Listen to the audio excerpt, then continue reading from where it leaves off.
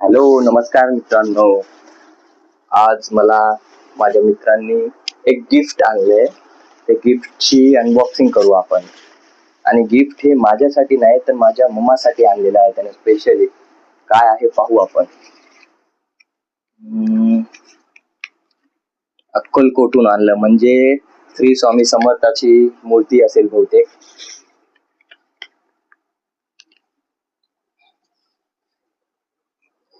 हे बघा, श्री स्वामी समर्थाची फोटो.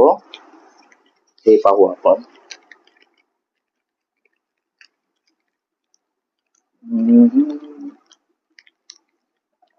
चिकट